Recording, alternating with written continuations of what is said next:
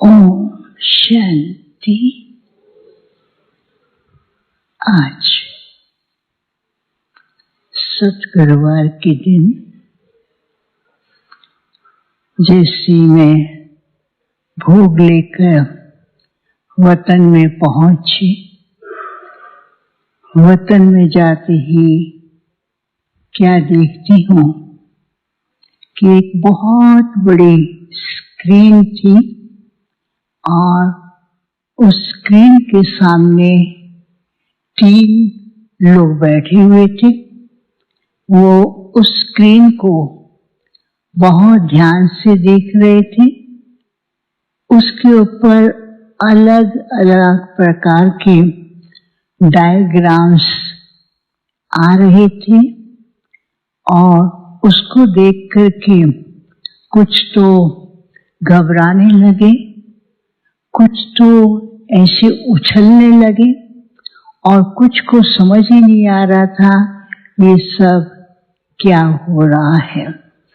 और बाबा दूर से देख रहे थे और कुछ सेकंड में बाबा और एडवांस पार्टी तथा अन्य कई भाई बहने बाबा के साथ थे।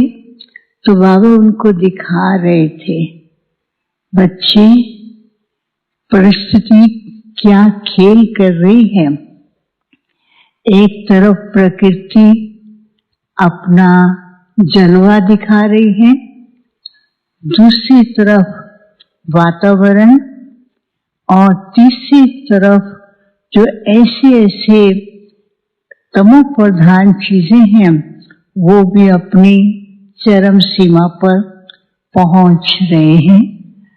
तो फिर बाबा ने कहा कि समय ऐसा खेल दिखा रहा है, लेकिन इस खेल में बच्चों को क्या करना है।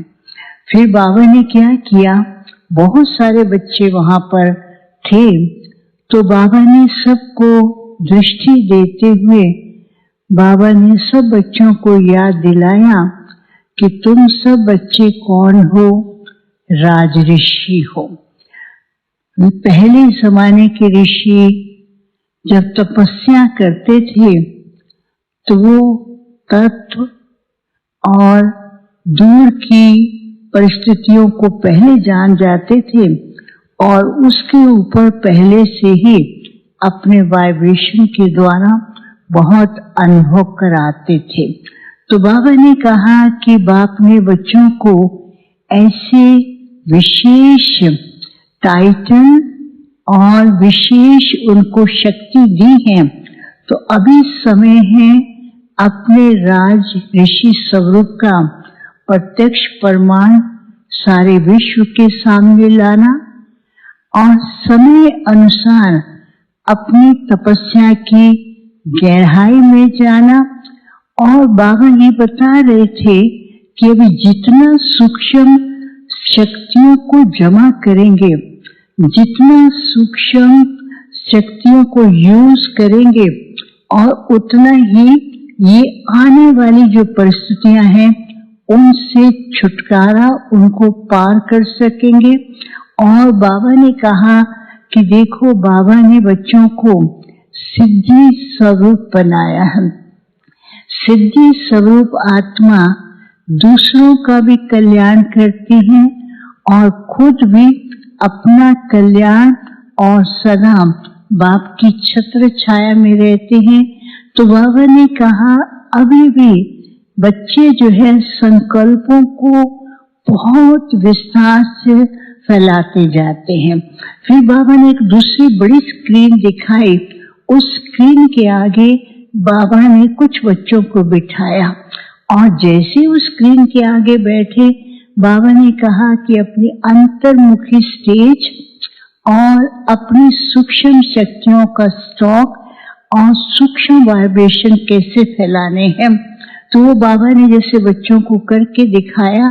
तो जैसे उसके ऊपर करते थे, स्क्रीन को देखते थे, एक तरफ प्रकृति के सुंदर नजारे थे, दूसरे तरफ भविष्य नई दुनिया के नजारे थे और तीसरी तरफ फरिश्ते दिखाई दे रहे थे। तो फिर क्या हुआ, वो फरिश्ते वहां से निकल करके वो जो पहली वाली स्क्रीन थी उसकी तरफ जाते हैं और उसकी तरफ जाकर के चक्कर लगाते हैं और साथ में जो 3 व्यक्ति बैठे थे उनके आगे जाकर के खड़े हो जाते हैं। तो वो तीनों को अनुभव होता है कि आज ये परिवर्तन का कार्य ये फरिश्ते ही कर सकते हैं। तो उनको जैसे राहत मिलती है कि हमारे को कोई न कोई मदद करने वाला है, तो बहुत हल्के हो जाते हैं, नहीं तो पहले वो बहुत चिंता में थे। तो बाबा ने कहा अभी बच्चों को अपनी आंतरिक शक्तियों का प्रयोग करने का समय है। फरिश्ता स्वरूप बन करके विश्व की आत्माओं को और जो सृष्टि के परिवर्तन के कार्य निमित्त है, चाहे प्रकृति है, चाहे साइंटिस्ट है, चाहे धार्मिक नेताएं हैं, चाहे अन्य हैं, उन सबको ऐसा अनुभव कराना है कि ये परमात्म शक्ति जो है ये सबसे महान शक्ति है और ये शक्ति के द्वारा ही खुद का भी सेफ अनुभव करेंगे और दूसरों को भी एक रास्ता मिलेगा और उनको बाप के नजदीक आने का भी और बाप की प्रत्यक्षता का भी कार्य होगा। फिर कुछ सेकंड में क्या देखती हूँ कि बाबा के सामने बहुत सारे बच्चे हैं। एक तरफ तो बहुत बड़ा झरना है, एक तरफ बहुत सुंदर नदी बह रही है, एक तरफ हरियाली है।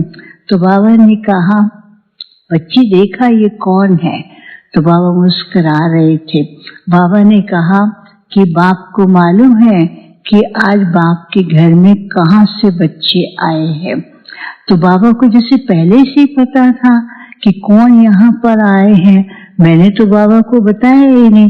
तो बाबा ने क्या कहा कि आज बाप जो है उन बच्चों को वतन में इमर्ज कर रहा है जहाँ पर पूरे भारत के अंदर जहाँ पर बड़े बड़े कुंभ के मेले लगते हैं, उन बच्चों का त्याग, तपस्या, मेहनत देख करके बाप को भी बच्चों पे प्यार आता है और रहम आता है।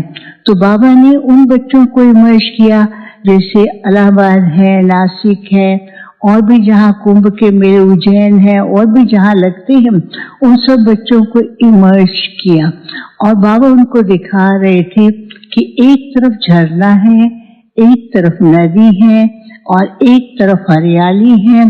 और बच्चे जो है ना उनको देख करके बहुत मुस्कुरा रहे थे।